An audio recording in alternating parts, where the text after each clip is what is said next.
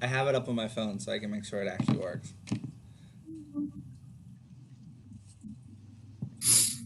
Okay, we are live. Very good. Great. So, welcome to the fifth workshop live in the Pharmacy Theater series here in quarantine. Today we have a play called New Year's Eve at the Stop and Go. Um, yeah, that's all I'm going to say about that. It's a very intriguing play from what I've come across. And I say this in every workshop live that I don't read these beforehand. Sarah reads these for us so that there's at least one person on the panel who has a fresh mind, a fresh outlook on the piece to give feedback. But yeah, so today I'm going to be reading all of the stage directions. If you look on the screen, each of the characters are labeled out so that you can know who is talking. But these are some interesting characters for sure. Um, Before we start, I just want to mention that Sam is really good at giving descriptions of her characters. So if you want to see those, we will definitely talk about those at the end because they definitely give you a very good idea of who you're looking at on stage. But yeah, without further ado, we're gonna start. Act One, Scene One. New Year's Eve, 1999. The Stop and Go, a local 7-Eleven-esque convenience store, is empty. Their shelves are near barren as Austin, the lone worker, tries to restock the shelves by himself. He carries a box back behind one of the shelves as his friend Swirsky comes around the other side, smoking a cigarette and stuffing chips and candy bars into his oversized pockets. As it's winter in Michigan, he is dressed for the winter in a flannel shirt, under an oversized coat with snow boots on. However, it seems pointless as his jeans are holding on by a thread. He's careful to stay out of the sight of the security camera. Austin follows him, sniffing out the smoke. What are you doing? You can't smoke in here. Who's gonna know? You're the only one here, which, by the way, really fucking sucks. Rhonda's kid is sick. I'm not gonna make a mom work when her kid's sick. Are you stealing shit again? I gotta stock up, you know? Yeah? You and everyone else in town. But they at least paid. It's so stupid. I dare you to tell that to Jimmy. Did you know Johnny's party is going to be in the fallout shelter at the church? I know. Jimmy hasn't shut up about it. Yeah, he's really freaking out about Y2K. I know. He tried to throw his computer out the window while he was tripping last weekend. His dad caught him and flipped out. Funniest shit I've seen all month. The party's going to suck without you, though, man. Mary Jane's going to be there. The drug or the person? Well, both, probably. Why not close the store for like an hour and stop by the party, give MJ a smooch, then come right back? No one will even know you're gone. On New Year's Eve?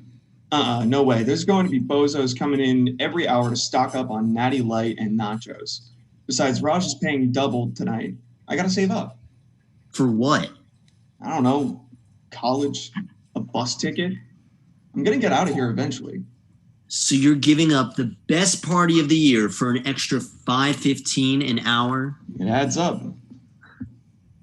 But you know Eric is going to be there, and he'll be all over MJ if you don't show up. Okay.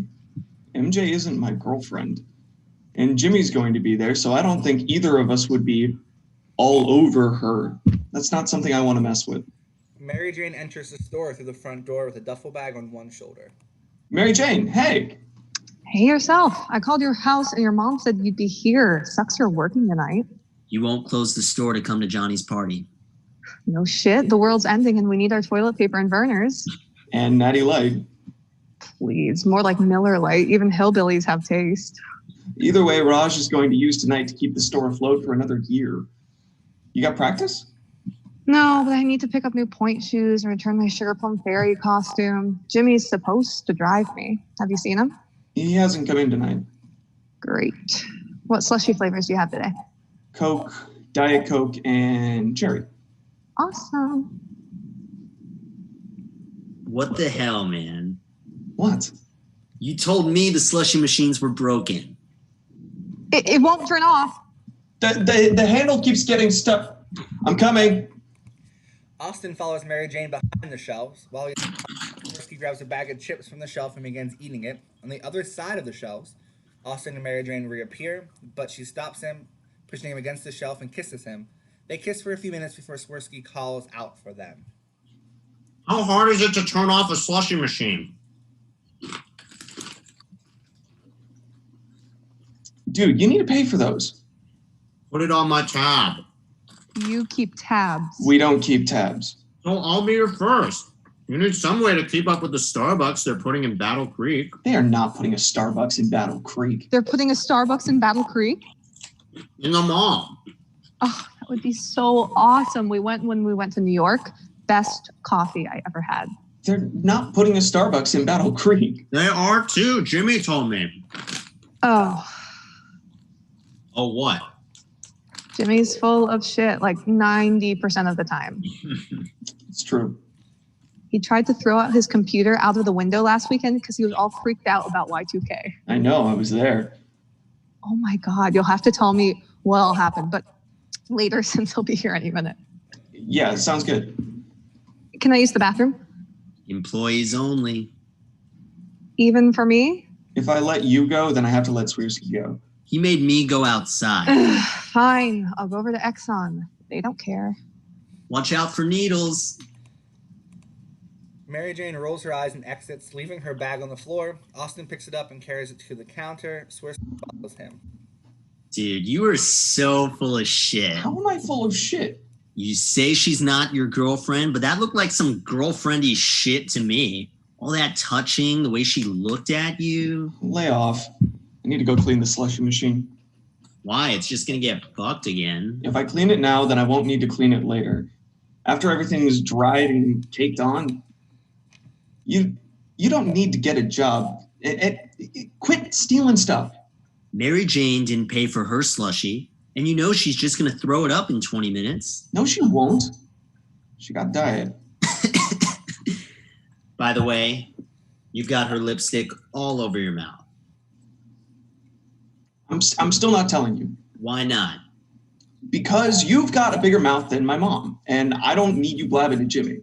I barely talk to Jimmy when you're not there. You're going to Johnny's party, Yeah. and Jimmy's going to be there. Yeah. So I know you, and I know your drunk ass is going to start going on and on about how MJ is Austin's girl, and then Jimmy's going to get all mad, come back here, and wreck the whole fucking store. So there is something going on between you and Mary Jane. Shit, fine, yes. Hooked up last night. What does that even mean? Did you make out or do anal? We just did it. Seriously, damn, dude, how was it? Fine. It was all fine. I invited her over to play Smash Brothers, and we... Smashed, bro? Yeah. Damn, Jimmy's going to kill you. Which means I'm going to become second in command. Damn, dude, I can't handle the pressure. Jimmy's not going to kill me because Jimmy's not going to find out. And then what if, hypothetically, while grieving, Mary Jane and I do the deed? How would that happen? I don't know, man. She'll be crying on my shoulder over your death, and then it'll just happen. And you know it is Mary Jane. Dude, those are just rumors. Listen, I really need to mop the slushy area. Are you leaving? No, the party doesn't start for a while, and I don't want to hang out with Johnny. Johnny sucks. Okay, then can I trust you not to steal anything? I'm not going to steal nothing. I'll turn on the TV and find something to watch. Raj doesn't like us watching the TV. Well, I don't work for Raj. No friends. I would never. Not the boss of me. Shit. Shit.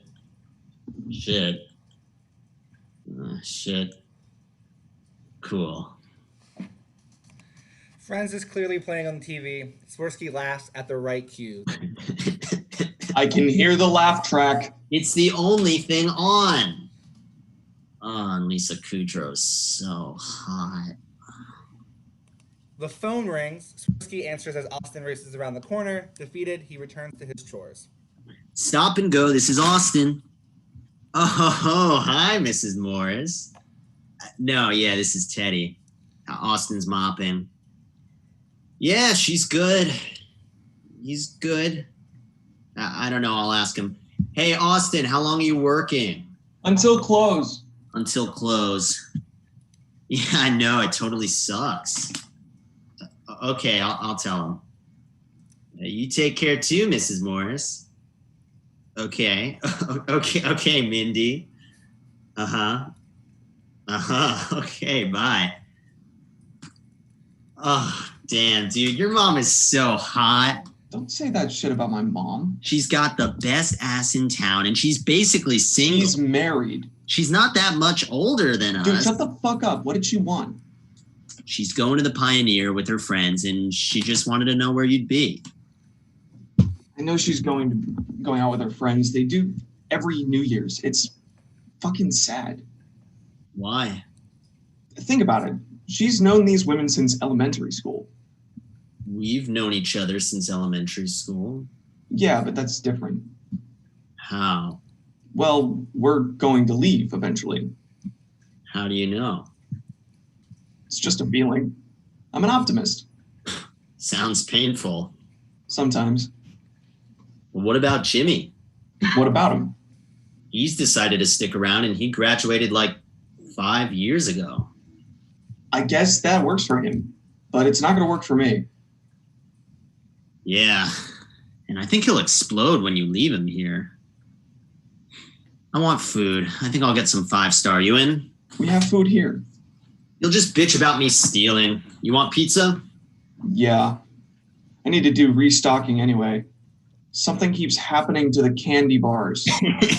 Have fun. I'll be back in 20. He zips his jacket and takes a deep breath before stepping outside.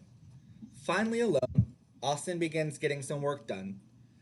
He takes the mop to the back of the store, returning with a crate of chip bags. The TV continues playing in the background. He walks behind the shelf to continue stocking. Jimmy, the bastard child of Sid Vicious and Billy Joe Armstrong, enters the store as Austin begins singing the Friends theme song under his breath. Looking over his shoulder, Jimmy crosses behind the counter and begins messing with the computer. Clearly, he doesn't know what he's doing, so he decides to just start unplugging everything. The commotion summons Austin to the front of the store. Jesus Christ. Doorbell thing's broken. That's the first sign. The batteries are dead. What first sign? What the hell are you doing? I'm saving your life. I heard a rumor you couldn't make it to the Fallout shelter tonight, and I mean, it's fine. Stop and go's a good alternative. Back, and when it's safe, I'll come back for you. What are you even talking about? Do you even know anymore? Okay, all I know is that you're working while the rest of us are partying our ways into heaven. Dude, stop fucking with the computer. We had compliance testing last week. Everything's fine. Everything is not fine, Austin. Okay, your dinky ass gateway might be Y2K compliant, but what about the airlines? There are gonna be fucking planes falling out of the sky, dude. Kalamazoo has a flight path directly over the goddamn store. And also, friends? Really? Listen, Jimmy, there's tinfoil on aisle 3 if you want to make yourself a hat. And get out from behind the counter. And I wasn't watching it. Swirsky was. Figured. I saw him in the parking lot. I told him that if I saw one olive on that pizza, I would rip his balls off and feed them to my dog. I like olives. You buying those? They're too salty.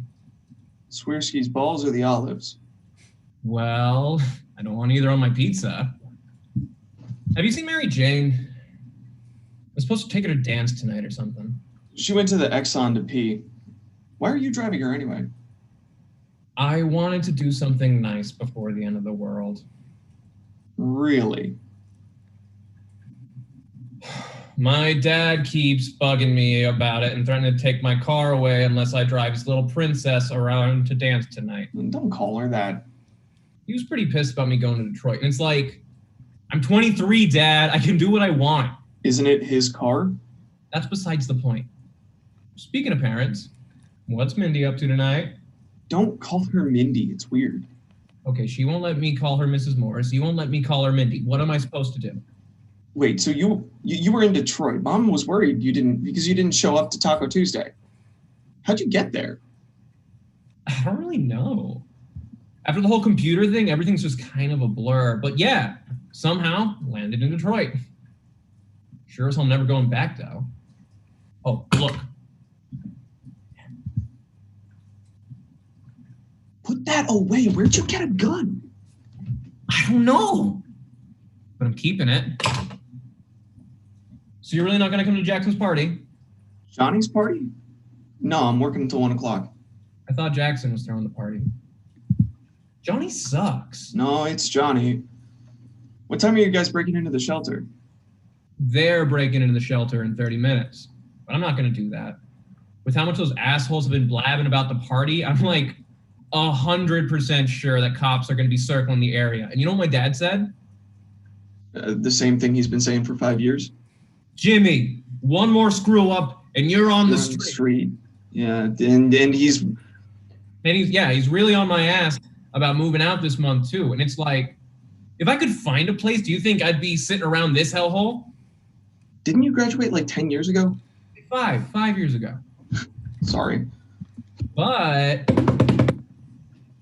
I did find an apartment. Really? Yeah, the complex by the high school had some openings. And would be like next to nothing if, like, we moved in together. Moved in together? Yeah, man. Like, we're always over at each other's houses. Why not make it official? I don't want to live next to the high school. It's cheap. It's next to the high school. Fine, I'll keep looking. But I do think it would be really cool if we moved in together. I'll think about it. I don't make that much working here, and I'm not sure if I want to commit to anything right now. Things are still weird at home. That's some shit. Speaking of shit, do you hear about Mary Jane? What about her? She got early accepted into Juilliard.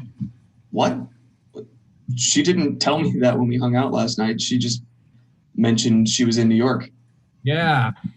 She and Dad went to check out the school and make sure that the neighborhood is safe. He doesn't want us talking about it, though not until he figures out all of the logistics. Well, shit, man. That's exciting, right? Finally getting that annoying skank out of our lives? Hell yeah, it's exciting. No more following us around like a sad little puppy, which, by the way, I'm so sorry you had to hang out with her last night. She told me she was applying, but I thought she would have told me that she got in. Why would she tell you? Well, I mean, we are friends. She's my sister, not your friend. I can be friends with your sister. I'd rather not.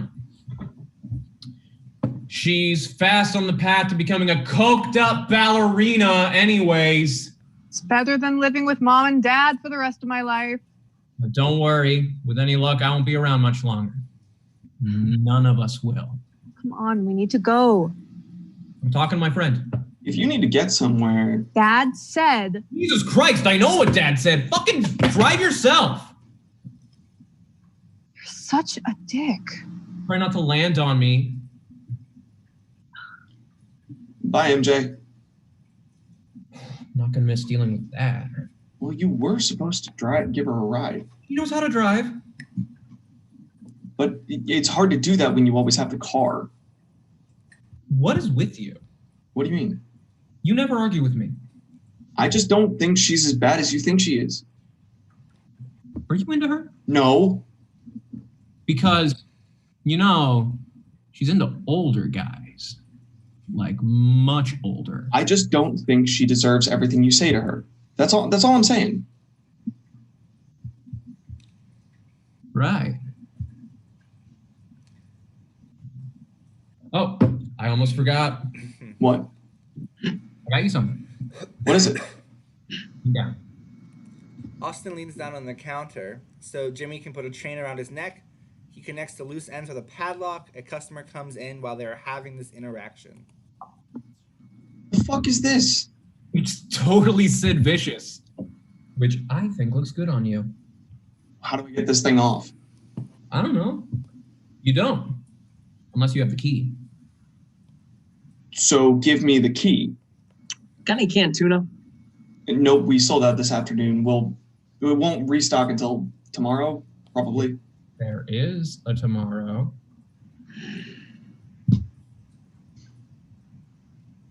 I don't have the key. So what then? I have to shower with it on? I have to sleep with it on? Yeah. It looks good on you. Thanks. Besides, I like the idea of having like a permanent connection to each other. You know, like something to take to the grave. After what happened last year? I don't want to talk about that.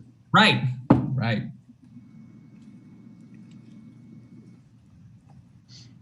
You want some? You're kidding, right? We'll make your shift go faster. Don't do it here, man. What if someone walks in?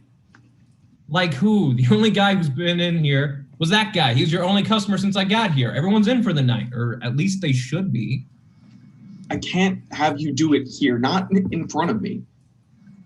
Whatever, your loss. Where are you going? Food. If Swirsky's gonna take an hour to bring a pizza, then I'm gonna get a hot dog. Austin sighs and pulls a notebook covered in duct tape out from under the counter. He pulls a pen out and begins writing something down. Swirsky returns with a large pizza box. I'm back, and I assure you, Jimmy, there isn't a single olive on this pizza. What's with the padlock? A present from Jimmy. It looks good on you. The slushy machine won't turn off. Christ. It's broken. You should have asked. Mary Jane got one. Thanks, Teddy. Don't call me that. You excited for the party? Dude, I ran into Eric on the way to get the pizza, and he said he was meeting up with a guy to get some good stuff. I can get us good stuff. But you don't. I could kill Eric if I wanted to. But you won't. Good stuff. No, man, I told you. Wait, yeah. But I thought you might like it in case of like emergencies. I saw the padlock on your medicine cabinet. I don't need them. Sell them. Plenty of pillheads around. You would know. Pot is totally different. So why are you working tonight? Rhonda's kid is sick. What? No, it's just I know Rhonda, and I know that's code for Rhonda has a herpes flare-up. Rhonda has herpes? You're so full of shit. But guess who I saw with Eric? Who? Jennifer Colley. Really? I thought she was in New York. She's back for winter break. Nice. Hey, didn't you and her have a thing before graduation? Something. So what's she doing with Eric? She's going to the party, and she volunteered to help break into the shelter. You guys are corrupting the valedictorian. Didn't you already do that? And you'd like to know. Just another valid reason to kill Eric. He's stealing Austin's girl. Just drop it, man. Drop what? Nobody even likes him. We can't kill someone just because we don't like him. Changing the subject. Austin, just close the store right before midnight and come to the party. Yes. Yeah, that is the best idea I've heard all night. Other than kill Eric. I can't. Why do you guys want me to get fired so bad? You're seriously going to waste your last night on Earth working some shitty part-time job while all your friends are dancing their way to the gates of heaven? And what if the world doesn't end? Then I'm left without a job, and you're the one just talking about moving in together. You guys are moving in together? No. Don't say it like that. We just haven't found a good place yet. Stop saying we. We aren't moving in together. Why? I don't know. I don't know what I'll want this time next year. Well, I know where you're going to be. You're going to be selling cigarillos to the corn farmers of Southwest Michigan. Speaking of, give me a box of Reds. And you're going to wish you lived with me instead of your mom. Only if the world doesn't end. Even if it does. You don't know shit. I know you ain't shit. Hey, how about when Austin gets off work, we go back to his place and watch Armageddon? Don't be stupid. Austin's not getting off work, and we're not going to watch a movie. Here we go. Society's going to fall apart tonight, and I'm the only one taking it seriously. You really want shit to go down tonight, don't you? Hell yeah! It's going to be awesome.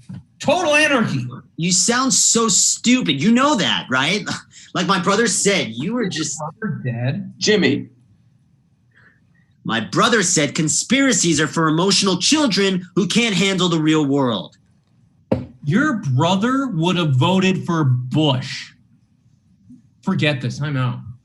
I thought you said you weren't going to help them break in. There's other stuff to do before a party.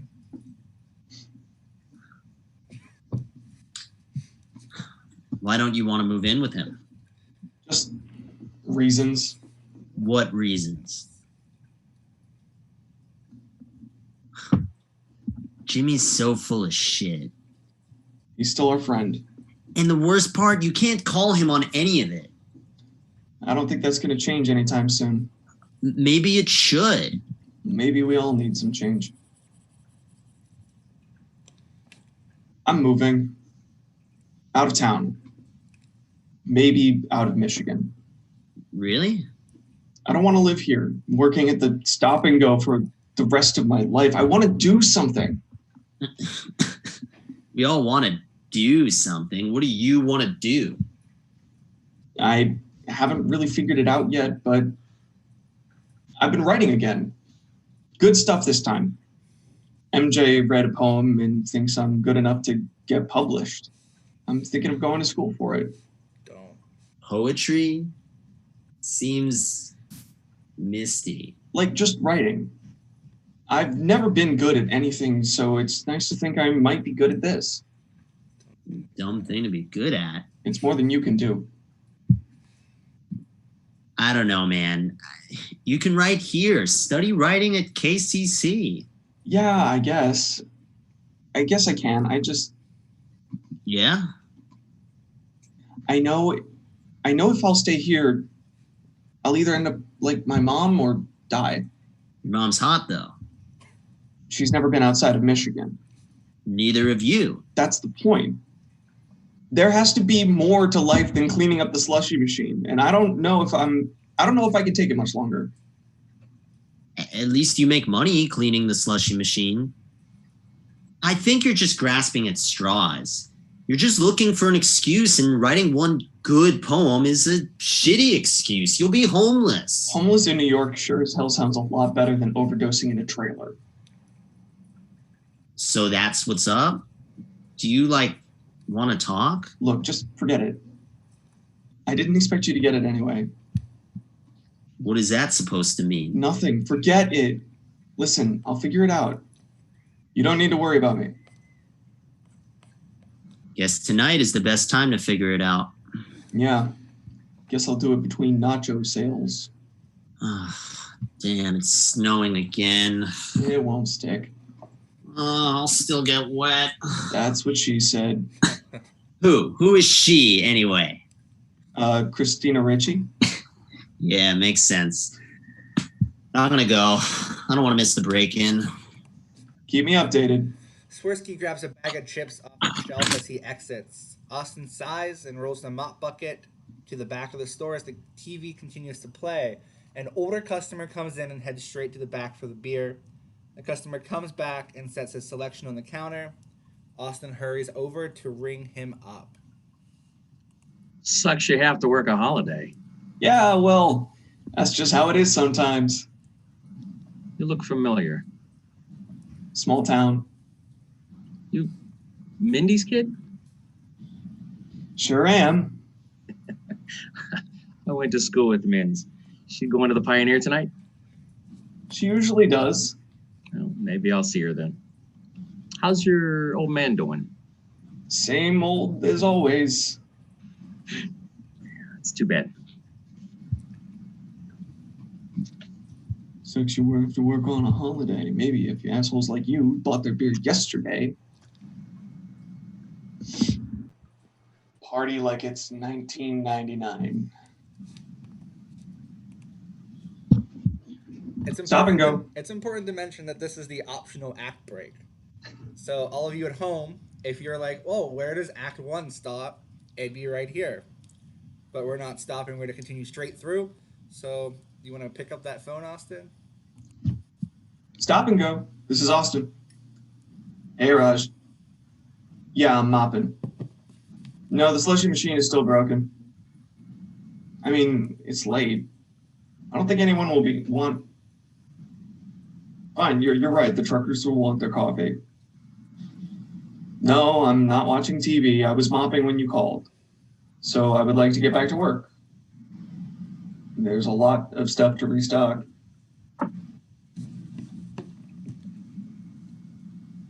I gotta go. I have a customer. Shouldn't you be at the party? I need to change. Can I do it here? I told you, bathrooms employees only. Don't make me change in the Exxon. You'll cause nothing but trouble in there. I thought you liked it when I caused trouble. Is my brother here? Jimmy left a little while ago. And Swersky? You left after him. You missed it. He called Jimmy a loser and Jimmy almost punched him out. Sounds like him. Is everything cool at home? He seems a little more on edge than usual. Yeah. I mean, everything's like it always is. I think Dad's on his last straw, though. I've heard him talking about kicking him out. Mom doesn't agree. Same shit, different day. I guess that's why he wants to get a place. Did he ask you to move in with him? Yeah, but I don't really want to. I don't blame you. I don't think he'll actually move, though. He's really banking on Y2K. What's with the padlock? Jimmy gave it to me. Interesting. Can we talk about last night? What about last night? Austin. Sorry. I don't usually do things like that. And I don't want you to think... You don't need to explain yourself. I liked what happened. You're just the only guy who doesn't look at me like I'm just a slut. I don't believe everything I read on a bathroom stall. So, what does that make us? I don't know. Because I do like you. I like you too. It's just that Jimmy... Can we not talk about him? I'm tired of everything always being about him. He told me you got into Juilliard. I mean, I did. But Dad told me not to tell anyone until we finalize some things. New York isn't cheap. I get that, but it's kind of... It kind of makes everything complicated. I know. But I won't move until September, so we'll have plenty of time to hang out and do stuff. Maybe you can teach me how to dance? Do you actually want to learn? If you're the one teaching me. Then I'll think about it. I'm going to change. I'll join you. I'm not going to fool around in the stop-and-go bathroom. I didn't say we would. He follows her into the bathroom. Enter Jennifer and Eric. Jennifer is wearing a Columbia University sweater under her coat. They are in mid-conversation. But that's the thing. They've had months to prepare for tonight, so I don't get the panic. What panic? I don't see anyone panicking. You expected a wide selection at the stop and go? I expected more than 10 items. Whatever, I'm gonna grab some beer. I can't believe Johnny forgot the keg. Really? You can't believe Johnny forgot the keg?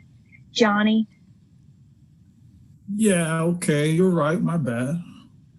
I'll wait up front.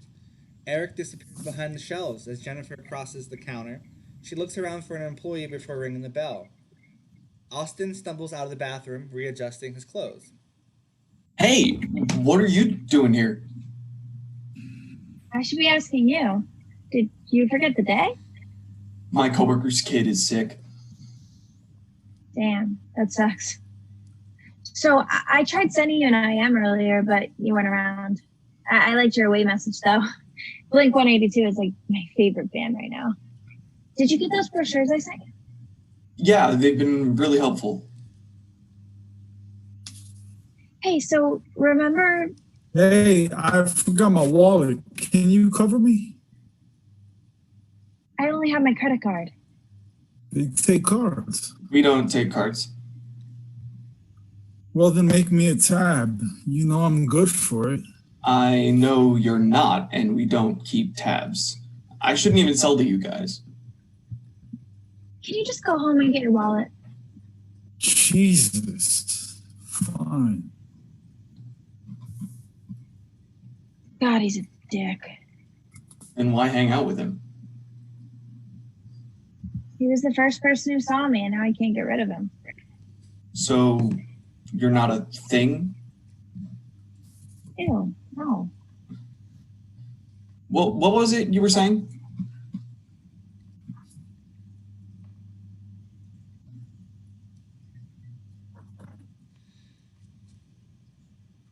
What was it you were saying? Right. Remember that crackpipe dream you told me about at graduation, about moving to New York? Yeah?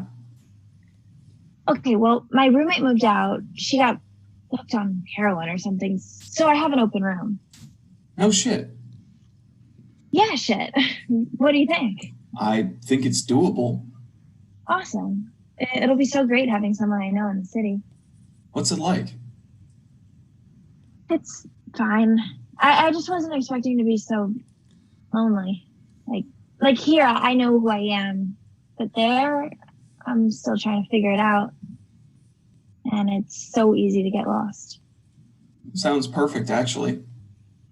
Huh, you think so? Maybe we can make it work out. Let me give you my number. Austin hands her a pen and a scrap of paper, but Jennifer ignores the paper and takes his hand, writing the number on his palm. Mary Jane exits the bathroom just in time to witness this. Jennifer notices her. Oh, hi, Mary Jane. Hi, Jenny. How are things? Good. Cool. Still dancing? Yeah. You? No, I don't really have time anymore with classes and work.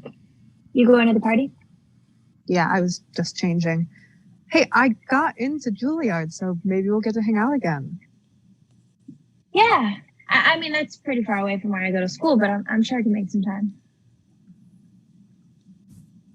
Getting real sick of this snow. Here's your money. Thanks. Hey, Mary Jane, you look so hot. Thanks. Anything else? Nope. Mary Jane, you want to walk with us? No, I have my brother's car, so I should return it. Good plan. I guess we'll just see you over there. I thought you and Jennifer broke up. We were never together. All you guys are the same. You have no idea what you're talking about. I never... Whatever, just forget it. Forget everything I said earlier. MJ... Just forget it. Looks like your little girlfriend's mad. She's not my girlfriend, Ma. Okay. Whatever you kids are calling it today. Gold, please. So, you're here all night? Yep. It's not right. Raj should have just closed the store. You should get to go out with your friends. It's fine, really. Ma, stop. You're writing again? Did Dr. Shepard know? Because with what happened the last time... It's nothing.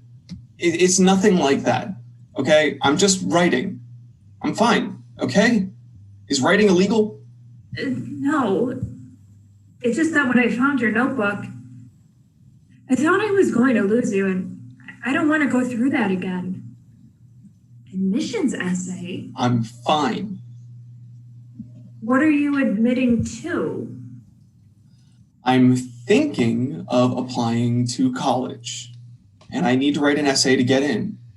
Wow, look at you. I always knew I had a smart kid. And I've even looked into scholarships. They have a lot out there, especially since I'd be the first in my family to go. You know who else would be proud? Your dad. I'm going to see him tomorrow, and you should come with me. I think I'll be too tired. Well, if you change your mind, it would be really nice to have us together as a family again. Don't you need to meet your friends? Austin, don't change the subject. Mom, I don't want to spend the first day of the new millennium in a prison visitation room while you're kissing his ass. He's better now. And when he gets out, then what? I can't do this right now. Not tonight. It's a new year. Can't we just leave the ugliness in the past? I can if you can. Jimmy enters the store, senses the tension, and Casher strolls over to insert himself into the... Mindy, you look nice tonight. Oh, Jim Jam, you're too sweet. We missed you on Taco Tuesday. Sorry, I got caught up in some personal business. What do you need, Jimmy? Do I need a reason to visit my best friend at work? Oh, how sweet. I really wish you didn't have to work tonight, honey. Oh, me too. But don't worry, I'll keep him from getting too lonely. You're such a good kid, Jimmy. Maybe some of that will rub off on Austin. Try to have a good night. Oh, you're an ass. How am I an ass? That was a perfectly wholesome conversation. Yeah, it sounds like you want to fuck my mom. Do you have a thing for her too? No. Why? Who does? Swirsky was just being obnoxious about it earlier. Swirsky's an ass. I mean, he's not like exactly my type. Why aren't you at the party? Almost midnight, and I kind of felt bad for you. I brought you a pair of glasses. Things good? She wants to go see Dad tomorrow. I don't get why she's still trying so hard when he's never cared. Love's complicated. It's not supposed to be. Says who? I don't know. It should come easy, you know? Besides, what do you know about any of this? What do you mean? Nothing. Oh, no, you said it, so tell me what you mean. It's just, you've never been in a relationship, so where do you get off giving advice? There's more than just romantic love. Yeah, well, whatever. You still treat your family like shit. You can't even talk about Mary Jane without putting her down. She does it to herself. Does she? What is with you today? You've been trying to start something with me since I came in. Just pissed I need to work tonight. Well, don't take it out on me. I always have your back. The least you can do is show me some respect. Sure. So I take it you guys got into the fallout shelter? Yeah, man. Oh, you should have seen Swirsky with that brick. If that kid is good at anything, it is vandalizing public property. No kidding. You remember that time that we drove down 8 Mile Road and took out all the mailboxes? With your dad's putter? And Swirsky wasn't paying attention. He just knocked over that stop sign. We could have killed somebody. I mean, we did our best to prop it up. You've been such a horrible influence. You and Swirsky have been starting shit before I came along. I met you guys in detention. Which stopped us from growing into respectable humans. Who wants to be respectable, though? Enough reminiscing. We should start looking towards the future. Okay, but what if we don't have a future? If you start talking about Y2K... Not that. Life is unpredictable. At least if it all comes crashing down at midnight, we're prepared.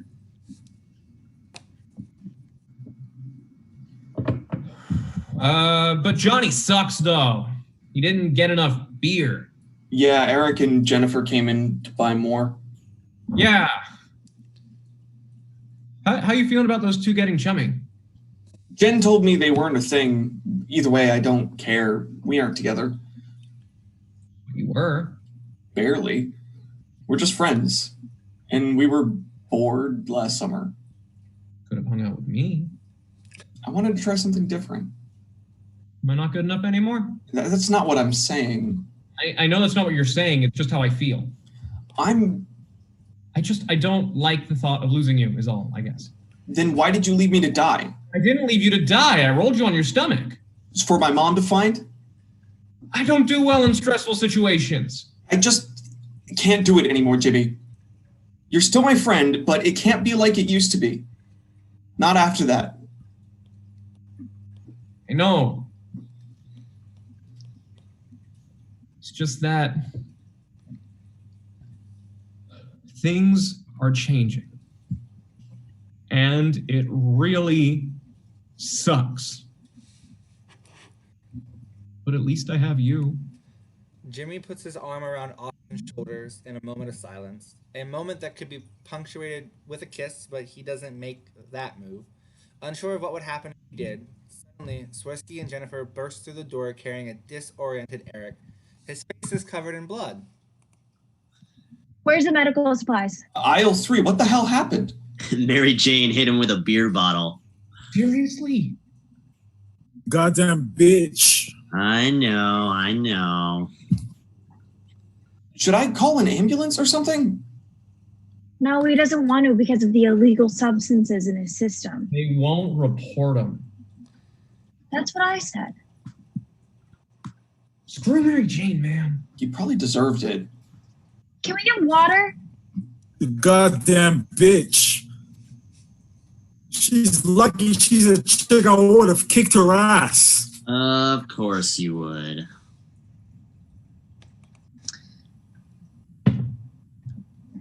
Amidst the chaos in the bathroom, Mary Jane quietly enters the store. Feeling guilty about what happened, Jimmy sees her and straightens up. Is it bad? He's still talking. It can't be too bad. Okay. That's good, I guess. Don't feel bad, MJ. Eric's an ass. It's been coming for a long time. If it wasn't you, it would have been me. Really? Yeah. Earlier today, I was just talking about how we should kill him. I wouldn't go that far, but yeah.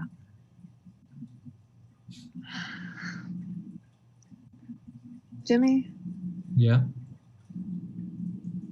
Do you think you could try to be nicer to me next year? What do you mean? You used to treat me like a person. You used to actually act like a brother, and I want that back. I want to leave with good memories. I don't know. Why? What did I ever do to you? You never did anything to me. Then why do you hate me so much? I don't know, Mary Jane. How would you feel if everyone told you your little sister was blowing the gym teacher? That never happened, and you know it. Mr. Thompson did transfer to another school after that year. Fuck you, Jimmy. Who am I supposed to believe? Like, when the entire town is telling me the same thing? Jimmy, you're supposed to believe me. Is that Mary Jane? Goddamn bitch. Why am I the bad guy anyway? If that story is true, why would you turn against me? Coach Thomas would be the creep taking advantage of a student. Why did you hit Eric with a bottle? He grabbed my ass. That's it? Yeah, that's it. I'm done being treated like a toy. Well, I think he's going to be fine. Is that all you really care about? Of course not. Who treats you like a toy? All of you. You don't think that I hear what people say about me? What you say about me? I'm not a fucking whore. Whatever. I'm tired of this. Don't throw stuff. Really, Austin? Yeah, MJ, don't throw stuff. You're the worst. You're a slut. Guys, stop. How am I a slut? I was a virgin until last night.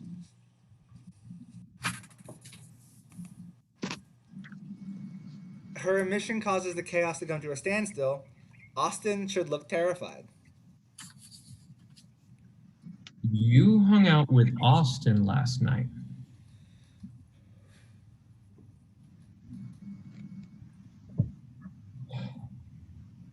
Right. Okay, then. It makes sense now. Why you were trying to be so friendly and why Austin's been such a dick all day. It just happened. We haven't even labeled it yet. It's getting back together with Jennifer anyway. Pull me into this. We're not getting back together. I can't believe you would do this to me, man. You're supposed to be my best friend. Fuck! It isn't about you, though. Not everything needs to be about you. It is, though. Everything you do always comes back to me, Mary Jane. It doesn't, though. You want to know why I hate you, Mary Jane? It's because I constantly have to listen to Mom and Dad talk about how great you are. Everything has always come so easy for you. And you always get what you want. And now you want to steal the one thing that's always been mine. She's not stealing me, and it's not a competition. But it is, though. I can't believe that you would do this to me. Loser. Do you want to say that so the whole class can hear? You're a loser. You want to know why everyone likes me more than you? It's because I try. I'm actually doing something with my life. I don't make people feel obligated to hang out with me because I sell them pot. You're nothing but a desperate punk wannabe loser. You're a bitch. Fine.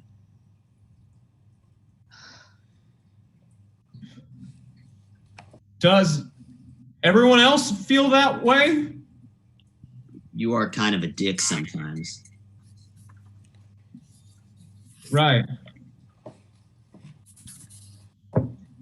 Whatever. I'm over this. Have a happy new year. Jimmy turns to look at him, the hurt clear in his face. Mary Jane comes to a realization. She's no longer mad at her brother, feeling somewhat guilty about the budding relationship between her and Austin. Not mad that we hooked up. You're jealous. Jimmy pulls the gun out of his pants and points it at Mary Jane. Everyone on stage freezes when this happens, too shocked to do anything. Am I a loser now, MJ? Huh? Tell him yes.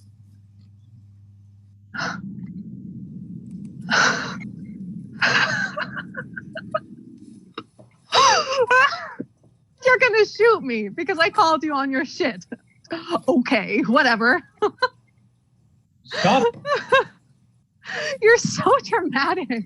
Come on, man. Put the gun away. You're scaring us. He's not gonna do shit. He can't. He's all talk.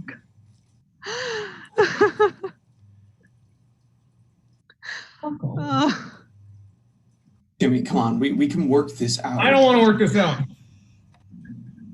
You all suck. And I'm going to get the fuck out of here so I don't waste the last minutes of my life with you assholes. Jimmy storms out of the store, stuffing the gun back in his pants. As soon as he's gone, Mary Jane's body goes limp, and she uses the counter to hold herself up. She's having a panic attack. Jennifer rushes to her side, comforting her. Should we call the cops? No, just give them time to cool off. If we call the cops, it'll get back to Dad. Don't call them. Are you sure? Austin? Whatever MJ says, yeah. Mindy enters the store with a to-go bag of food intended for Austin. She stops to examine the chaotic state of the store. Mom, what are you... Is that blood? What the hell is going on? No, Mom, everything's... Don't lie to me. I know what blood looks like. Eric slipped on ice and cut his face. Yeah, it's really bad. Did you call an ambulance? He doesn't want one. Let me take a look at you. Shit, Mary Jane, are you okay? I'm okay. I'll be fine. Okay. You know, you're kind of a badass. Do you say so? You want me to walk you home? No. If I go home now, Dad's gonna know something happened. I hate Jimmy right now, but I don't want to think about what'll happen if Dad finds out. I should go look for him. No, it's like you said. You need to give him time to cool off. What the hell happened here? Nothing. Just partying like it's 1999. I'll take you back to your place. I'll tell you back at your place. Do you have a car? Not with me. We walked. I'll drive you guys. Can't afford any more ice slips, can we? No, Mrs. Mars. Thanks, Ma. I'll be back. And then we're going to have a talk. Yeah. Austin, I am me later, okay? Where do you think he went? Bridge? His bedroom. I think I should go look for him. Anywhere else you can think? I still have his keys, so he can't get too far. You don't need to look for him. He always comes back. I know, but he's our friend. Okay, well, let us know how he's doing. I'll come back if he doesn't turn up. Swirsky exits, bracing for the cold. Austin pulls the pill bottle out of his pocket and takes a couple. What is that? Hopefully Xanax. I thought you were quitting. I am, but I'm a little stressed right now. Please, don't do that in front of me. Well, you and Jimmy shouldn't air your dirty laundry in my store, but we don't always get what we want. All I wanted was you. I know. Why didn't you tell me you were a virgin? I have a reputation. Still, I would have... I don't know. I wasn't a virgin, Austin. Then why... Why should it matter? You know, Jennifer and I used to be best friends before that rumor started. Why do I have to be the Virgin Mary to get some respect? I don't know. Your species will tell us what we want to hear to get us in bed, and then the second we give it to you, start treating us like garbage. My species. You know what I mean. As for us, we're screwed if we do, screwed if we don't. I'm sorry. That's why I like you. My mom had me when she was pretty young, so I get it. I mean, I don't get it, but I get it. So, how many? 3. You? Counting you? 6. Slut. Coach Thomas? Bullshit. Nancy on the cheerleading squad started that rumor. Eric? Ew. God, no. Why did you have to come over last night? I don't know. I was bored. I kind of wish you hadn't now. Do you think it would have changed anything? I guess it was going to happen no matter what. Us or Jimmy? Well, you can't really have us without the Jimmy freak out.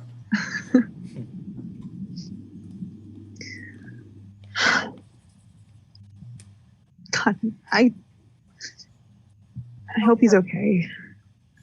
I didn't think he would be that angry. It's not your fault. He's dramatic. Like you said. Hey, it's after midnight. Looks like the world didn't end. Why does it feel like it did? It's gonna be okay. Hey, why don't you teach me to dance? Right now? Yeah. New Year's resolution. Austin, my brother just pointed a gun at me. I don't even know. Exactly. You need to do something to get your mind off it. This is so stupid. I know it is, but you love dancing, and I want to make you happy right now. All right. Fine. I'll teach you the box step.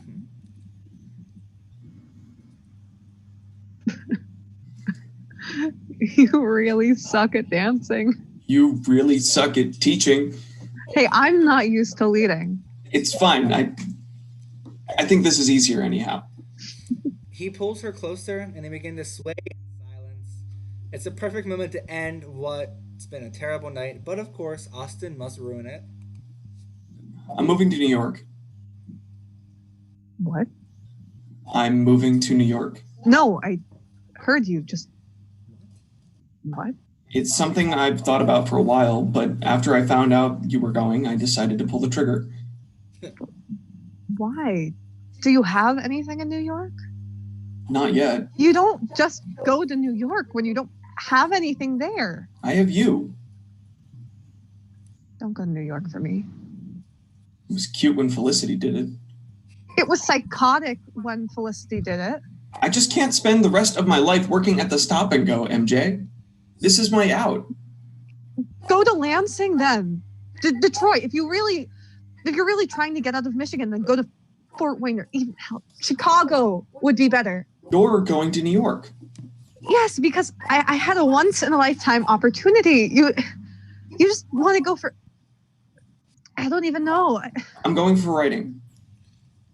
It's not a plan. You said I was good enough to get published. You are, but that's not a job. You can't live off of one or two poems. But you can live off ballet. What part of I'm going to school don't you understand? I don't know much about the future, but at least I know I'll have a place to sleep every night. Okay, well, I'm thinking about finally going to college too, and Jennifer has an open room. Jennifer, are you fucking kidding me? Okay, I shouldn't have said that. Do you not want me to go? That's not what I'm saying. If you really want to go, then sure, fine, go. But you don't support me. I don't know. I don't care. It's all too much, and I can't deal with your problems right now. So what then? This is it? I don't know. I'm still going. I won't stop you. What about us then? I don't know. A few hours ago, you weren't ready to call me your girlfriend, and now you're acting like you want to marry me. Who said anything about marriage? That's what it feels like. I'm not even 18, and you're suggesting I move across the country for me. Don't put that on me. So this is it then? I need to think. A lot is happening, and I can't do this right now. He's not under the bridge. Then he's probably home. I'll go see if he's there, and I'll call when I find him. You're just going home? Yeah, I just really want to be alone right now. See you around, I guess? There's like 15 people in this town. I could ignore you if I tried. Everything cool? I think we just broke up. If we were even together. I'm sorry, man. I'm going to New York. Seriously? Jennifer's roommate bailed, so she has a room open. So that's it? What about your mom? I don't know. I haven't told her yet. You're really going then? You know, they say that you spend the rest of the year doing what you did on New Year's Eve. What happens when it's the beginning of the new millennium? I don't want to spend the next millennium working at the stop and go, worrying about people breaking the damn slushy machine and telling them they can't use the bathroom. Speaking of, you may want to clean that up soon. I'm not even going to go home at this point because Jimmy and Mary Jane's bullshit.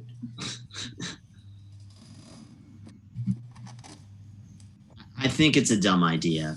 I'm happy for you. Thanks. Just don't screw it up. I'll try. And hook up with a model. I'll try.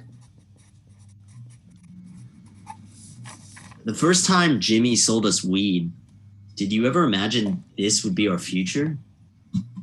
It's hard to imagine anything else. I used to think Jimmy was so cool. And now? He tried to kill his sister. You can't come back from that. He was acting weird all day, but I never thought. Yeah. He gave me this piece of crap. That's weird. It's totally Sid's vicious. He's always liked you more. And look how that turned out. I slept with his sister, ruined our friendship, and almost drove him to murder in less than 24 hours. It's a small town with like 5 viable options for life partners. He should have expected it. Maybe. My brother hated him. Told me not to get involved with him. Should have listened to him. Yeah, but Justin was a total square. And then he left, so it's not like he could tell me what to do. I'm sorry. It's whatever. I enlisted. You serious? Yeah. I mean, they'll pay for college once I'm done. That's not a good reason. It helped Justin get some direction, and I really need some direction. And I doubt I'll even get deployed. So we're both leaving. Heading out to become respectable humans. Maybe it is the end of times. Did you see any wild computers out there? Maybe one ate Jimmy. No. He's so full of shit. We'll still see each other though, right? Like, we're moving, but this isn't the end. Yeah, man. We'll have to come home to see our families. And each other? Definitely. As much as it sucks, I'm going to miss it. Yeah, this is home, all right. They have stop and goes in New York, right? Fuck off.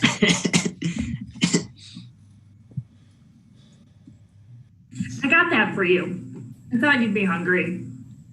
Thanks, Ma. Fried mushrooms, nice.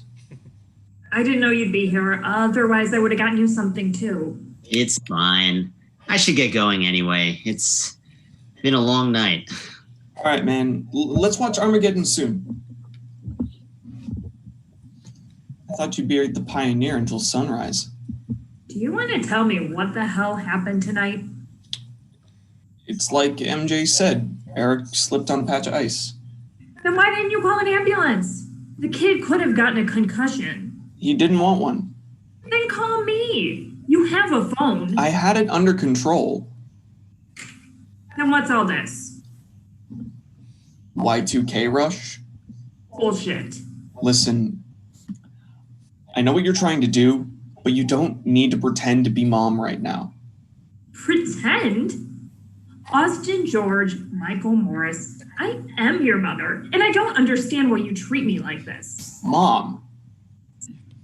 Maybe it's my fault for trying to be your friend, but I deserve a little respect. I do respect you. Then act like it. Stop treating me like an idiot. Fine, Mary Jane and Jimmy got into a fight and I watched as he pointed a gun at her. Oh my God. Where are they? Mary Jane went home right before you got back. And we have no idea where Jimmy is. Did you call their father? Mary Jane doesn't want him to know. And I thought our family was fucked up. I did the best I could, you know. I was 15. How the hell is a baby supposed to raise a baby? You did great, Mom. I'm asking him for a divorce. What? I'm asking your father for a divorce. Why? I mean, that's awesome, but why? It's been building for a long time. And I think I want to start off fresh. I guess it's a good time. I was sitting in the bar tonight, and I realized I was listening to my friends from high school bitch about the same problems that they had in high school. Sounds fun. I don't want you to end up like me. Mom, No, I gotta say this, baby. Otherwise, I never will. I never really got the chance to figure out my own life, and I want you to have what I missed. Mom, I left your AIM open, so I saw Jennifer's message. I was gonna tell you. I'm not mad. I'm really not. I want you to go. What about you, though? It'll be good for me to finally be on my own. I was thinking about going back to school myself. Become a full-fledged nurse. You won't be on your own. You know what I mean. It's just, when I found you that day, I thought I was going to lose you, and I wasn't ready to let go. But I think I have to so that it doesn't happen again. It won't happen again. Besides, I know I would have left a long time ago if it weren't for you. Not that I regret you. I know what you mean. I love you, Mom. I love you too. So much. Happy New Year. Coffee fresh? Sure is. By the way, the slushie is broken. The slushie machine's broken. So will you come with me tomorrow? I don't think I can do this on my own. Yeah, I'll come with you. Only if you help me clean up this mess. I'll be here another 2 hours otherwise. Of course. I haven't even looked into the bathroom. I'm kind of scared. I know Y2K was bullshit, but things do feel different. I think that's a good thing, baby.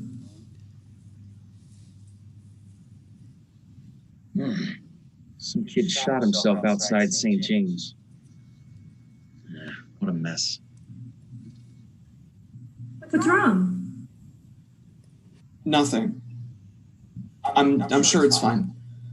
I'll get the mop. Blackout the end. Yay, we went through the whole thing. I just want to say a few things before we start talking. So before I moved to central Pennsylvania, I grew up in a small western Pennsylvania town with a population of like 850 people.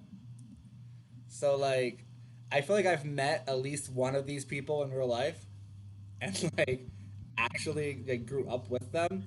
So they're very believable characters and believable people.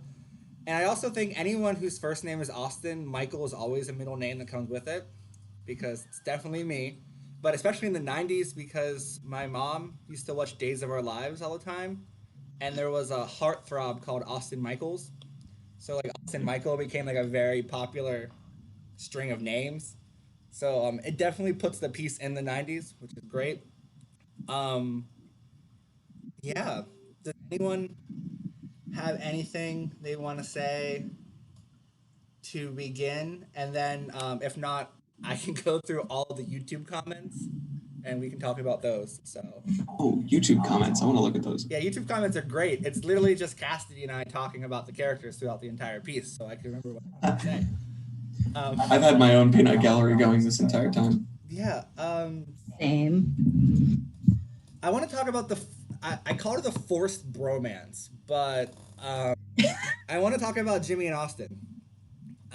A forced bromance, as I said.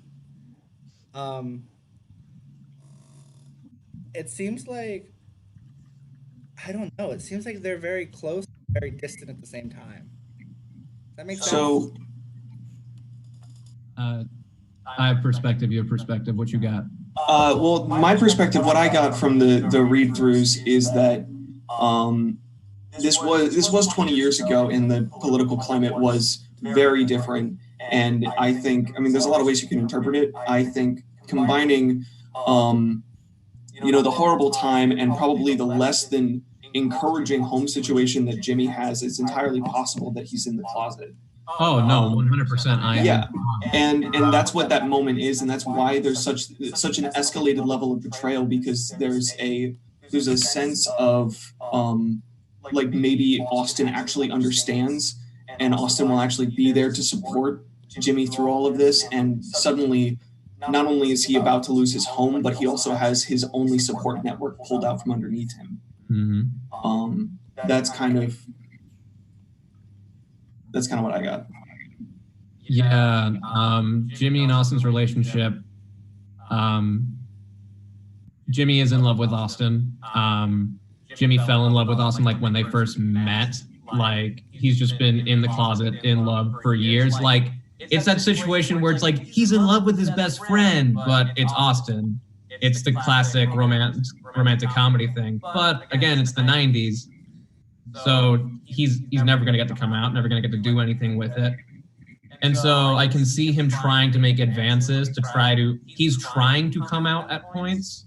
I remember from doing some research that like in the 80s and 90s and 70s, it was very common for gay men to move in together as roommates, and that's how they would cover up the fact that they were gay, and Jimmy was trying to initiate that. But then there's also the layer that I think that Jimmy and Austin had been incredibly close for, 5 years now? And until we had the incident last year, because the incident last year strained everything. What is your perspective on what happened last year? So the year prior, I think there's definitely been a build that we met in that Austin and Jimmy met in detention with Swiersky. That's where we all met, and so it's been going on for at least 5 or 6 years. And there's also the establishment that you were the one that sold us weed for the first time, and it escalated into other drugs. So we would just do drugs together, and that was kind of how the friendship worked until a year ago in overdose. And instead of staying to make sure that I lived, you propped me up on my side and ran, which is, I'm going in the first person here because it's easier than saying names. Oh, so much. Yeah, that's what I got for that. Yeah, that's what I got too. Yeah. Cool. Yeah, it's a one-sided love story. It definitely is. There's 8 characters-ish throughout this entire piece, and it definitely focuses around Austin as a character. But even the side small characters, like Eric is set up to be an ass before we even meet Eric. So when you meet Eric, he's an ass. Then after Eric leaves, we still talk about him being an ass. So even though you don't see a lot of Eric, I still feel like Eric is a well-rounded character. Like, you know who Eric is, what Eric wants, but you don't see a lot from Eric, which is probably good because Eric is a douche. And I wrote that down a couple times. Like, Eric is a douche and Jimmy's an asshole. But like, I feel like those things make Jimmy who Jimmy is. Mm-hmm. But yeah, Jimmy is a 90s punk, and this is 1999, so Green Day's kind of disappeared for a few years, so he's going through a really difficult time. It's a really tough time for punks. For me. But Blink-182 is in, so everybody was just mad. Yeah. All the time. I wanna throw something out that I got 2 quick things. One of them, a friend of mine just recently asked, the "That's What She Said" joke, was that actually a joke happening in the 2000s? Is it that old? I think so. Yeah. Okay. I mean, I was only 7 in 1999, so. I was saying it when I was 10 in 1983. Yeah. Okay, cool. Yeah, it's Glad we can verify that. It's like a very generational, like cross-generational joke that like every generation thinks they made it up, but then they find out they didn't make it up. Gotcha. I got the sense when Austin says it, I don't think Swirsky's like, what an original joke. Like, I think they've been saying it for a while to each other. Yeah.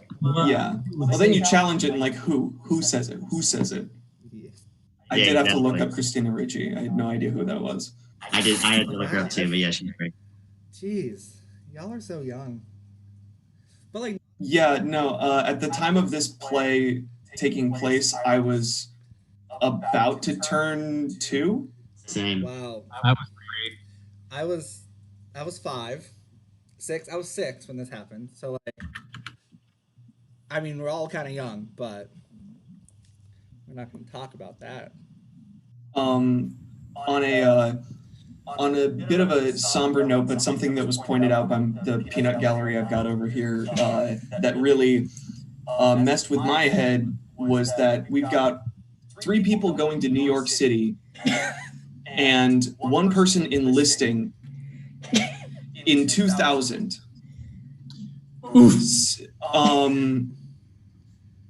Setting up a pretty bleak future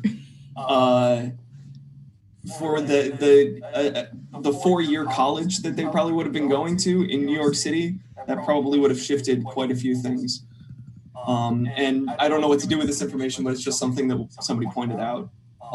It's very good information because 2 weekends ago with Asia, we did the birthday game, which took place in 2000 in New York City, and the main character's dad was just getting their law firm in the top of the World Trade Center in the penthouse. Oh no. So like in 2000, and then so like having the knowledge as a audience member of what happens next gives people the feeling of, oh shit, like this is happening next. And like Mary Jane, Austin, and Jennifer have these dreams of a future, but I think Austin says like, what if the new millennium, like what you do now is like what's happening the rest of the millennium? And like there was a shit show at the New Year's Eve, so obviously those next couple years are going to be a shit show. And he definitely talks about that. But yeah, it's always like what happens after the play ends, because if you have characters that are well developed and have a clear trajectory, you can kind of picture what happens next. Like Swirsky's like, I'm never going to get deployed in 2000, and we know in 2000 or any year after that. Yeah, like we know that like deployments happen after that. As an audience, little did they know that he was a naval singer and he stayed in Washington for the rest of his life. Yeah, so like we can like assume that Swirsky went to war. But yeah, also I'm a loss for words. I think we should talk about the elephant in the room, aka the ending. Yeah. So what are your perspectives on this? Everyone, what's your perspective? I can threw my phone. What I believe Jimmy does, if that's what people would be wondering, what I think Jimmy actually does when he leaves the store. Yeah. Because I'm pretty sure the way that I made the decision for Jimmy is he's been suicidal the entire show. He knows he was gonna shoot himself. His plan was to do it during the party. If Y2K happened, he wouldn't. If Y2K did happen, then he'd stay alive and he'd hang out with his friends in total anarchy, because then we're all screwed. His intention for the day was for it to be the best day ever, so he could blow his brains out on a good note. But everything about the day was steadily on the decline. That's why he's so bothered when Austin's a little bit defensive. Is because he's like, no, best day ever, total anarchy, totally cool. And it's just a steady decline of he doesn't even get to go out with the memory that he wanted of being a straight bad boy. He was ripped out of the closet, destroyed his reputation. And so he was planning on shooting himself at the party anyways as his big like power move if Y2K didn't happen. So he went back, probably gave a terrible speech, very upset because he's very high, because we know he takes a large amount of pills during the play. So he's just having the worst trip of his life. He goes in, terrible speech, kills himself. That's what I think happens to Jimmy. I mean, I can't say anything because I think that's kind of the same thing. That's about what I imagine happening as well. And it's something that messed with me this time that I didn't get on my first read through was how confident Austin is that Jimmy's just going to come back and that everything will be fine, and how it very much isn't. A lot of that. I saw some people asking pretty much the entire time, what did MJ do to deserve any of this? Because there's just a lot of crap getting thrown at her the entire time, and is it based in? She's got a rumor. Yeah, is that kind of what it was? It's the slut rumor, and then a lot of that animosity does come from Jimmy more from anyone else. So, you know, she gets to slut it up, but he has to hide in his little closet. He's so jealous of Mary Jane.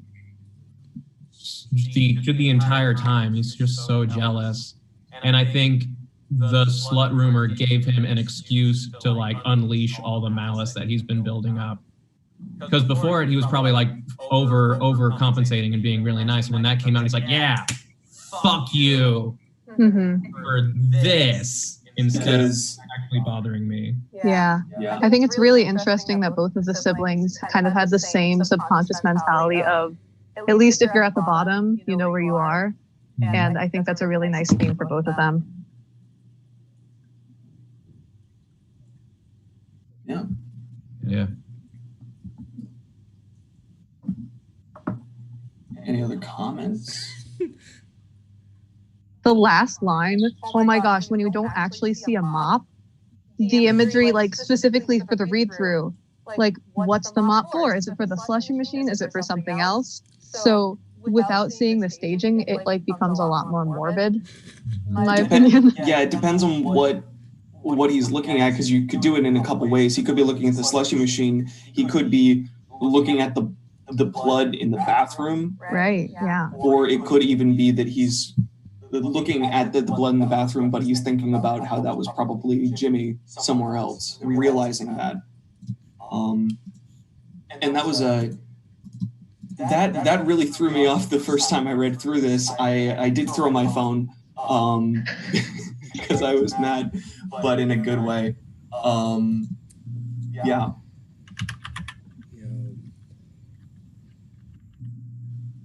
Well, actually, I have a question then for you, Jay. Do you think, like, he knew right away? He's like, oh, that must be Jimmy. Because when I read it, because I don't know, it feels like a cheesy thing to say if one of your best friends just shot himself. Whereas if you don't know, it's just like, oh, that's just how it lined up. Well, I think part of it is, I don't think he knows for sure. I don't think Austin knows. I know Jimmy is dead. When he overhears that, I think suddenly some pieces are falling into place that makes you think, oh no, that could be, because it's a small town. There's not a whole lot of people. How many people are carrying around a gun right now? And how many people were in a situation that they might do that? And of course, he doesn't want it to be Jimmy, but after all of this series of worst case scenarios that has been this play for Austin so far, of just everything going wrong, you can't help but think that he ends the situation with assuming the worst. Yeah. He wasn't even supposed to be at work that day. Right. He wasn't supposed to be there. Rhonda. I also think that depending on how the staging is done, Austin could pretty much right now. a handful of pills. And he's like, I hope it's Xanax. I don't know what it is. So like he could like the processing time is slowed down. He could have not like processed it. He's like, oh, someone killed themselves, and then as he's mopping later, it could be like, oh fuck, like. So like it says blackout, but like people like depending on the staging, like he could just be mopping an empty stage, and then the light bulb goes off, and then the lights go out. So like it really depends on the staging of things. Like he could be like, oh shit, this actually happened, and now I'm mopping a floor when my best friend is dead. Either way, both kind of morbid, kind of sad. Yeah. Somebody, this is a little thing. Somebody on the YouTube comments asked which they were trying to figure out which IM platform they were using. I think it was AIM. Yeah, AIM. Yeah. Oh, AIM. Classic AIM. Oh, good old AIM. I want to talk about Mindy real quick. Mindy's the hot, cool mom. Like, the hot, cool mom with a car. She's like, I don't know. I think she's too good to be true, sort of, kind of. I think her development is super interesting, and I kind of wish there was more involving her. Yeah, I think I would like for Mindy to be a complete, well-rounded character. I need to realize what happened between the I almost lost you, why are you writing again, to you should go to New York City because I don't want you to end up like me. So something had to happen in between there that changed her mind about losing her son. Yeah, what I was picturing was that, and like this kind of goes back to what you said about Mindy being too good to be true. I guess it's almost from whose perspective? From the kid's perspective. Yeah, she's this great, cool mom that's really fun, but that doesn't necessarily make her a good mom. It makes her a fun mom. And it sounds like, especially with her husband being in jail all these years, having him at 15, Austin she's probably really, really dependent on him. And it kind of sounded like maybe he didn't necessarily try to commit suicide because of that, but more that he felt stuck, he felt trapped, because she had said in there a couple of times about like, I think I need to let you go. So, it just sounds like at the end, she started waking up, mostly when she was having drinks with her friends and basically acting like it was high school again. Yeah, and I totally agree with that. And I think if it's just like some expansion on like the line that says, I was sitting at the bar tonight and I realized I was listening to my friends from high school bitch about the same things from high school. Just like an expansion and it's kind of like making that realization known. Like, I don't think there necessarily needs to be more added into the script to make Mindy realize that. But like, just something. Just like one little thing that's like, hey, like I was listening to my friends bitch about these things from high school, but I don't want you to end up like me, but more direct. Because I think Mindy's going to be direct with anyone, it's going to be Austin. Because she's like, I can't go tell your dad I want to get a divorce without you. Like, can't do these things without you. But I feel like she's open and honest with Austin, which the fact that she was 15, raising a kid, they became close, more like friends than a mother-son relationship. Or siblings, yeah. Like siblings. Like, she's going to be more direct with Austin. And she's going to be like, I don't want you to fuck up your life and stay in this town. Mm-hmm. But other than that, I think like Mindy is like Taco Tuesdays, Jim Jam. And someone just commented on the YouTube stream that Austin and Mindy had the same life. And there's a glimpse into what Austin's future could be, and he didn't like it. Which is like a great theory, because Austin's like, I need to get out of this town. Mom's like, you need to get out of this town and do something else with your life. Ooh, cool. Does it mean that Mindy is 33? 34, 33, 35. Yeah. Yeah, because I just feel like it's less that she's just like a cool mom, and also like that's just still so young. Like there are people who still don't know what they're doing at that age. Mhm. So I feel like they both just like generally are kind of, no one in the script really knows what they're doing Yeah, or knows what's gonna happen. Mindy really hits it on the head. Says how is a baby supposed to parent a baby? And Yeah. they're both still so young, and that's where a lot of that complication comes in. Although Austin seems to be very mature for his age. I think that's a product of circumstance, though, that I think Definitely. because It's like Gilmore Girls, where Lorelai was the immature one, but Rory was the Yes. because somebody has to, and there comes a point that you realize, well, I have to get money somehow because I can't keep doing this. But I think something that's super valuable is that Mindy is realizing throughout the play and realizes by the end that Austin is trustworthy because he takes so much responsibility and that he can be trusted to go out into the world. Because I bet there was probably a fair amount of Mindy being protective of Austin after near-death experience only a year ago. I don't know what point I'm trying to make, but I'm going to stop there. It's a solid point. But also with what Asia was saying, yeah, Mindy's 33, Jimmy is 23. Like Austin's 19. Like everyone is so close in age.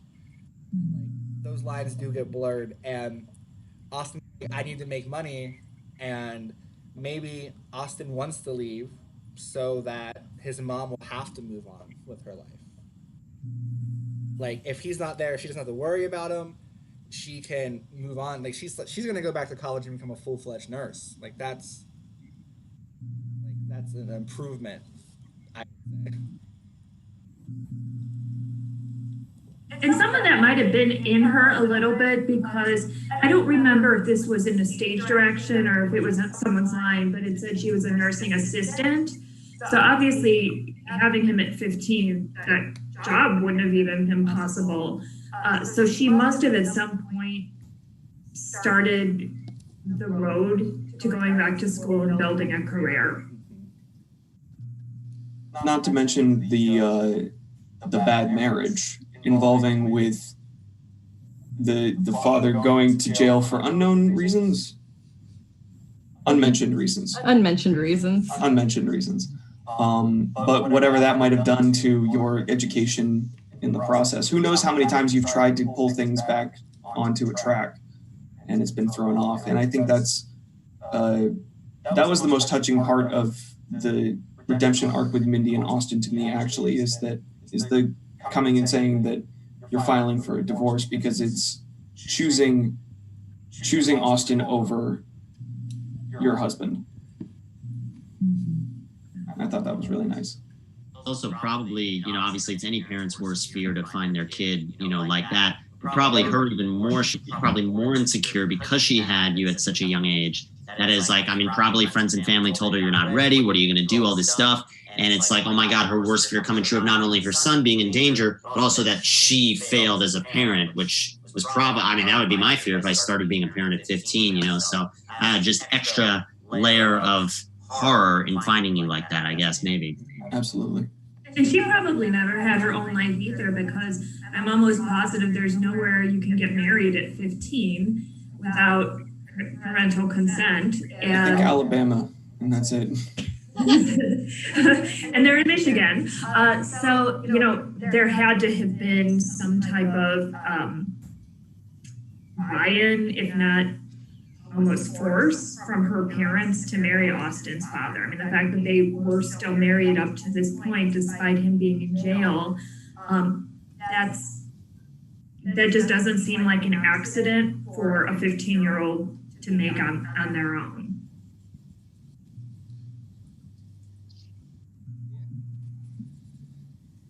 Okay, is there anything else anyone wants to say about this piece?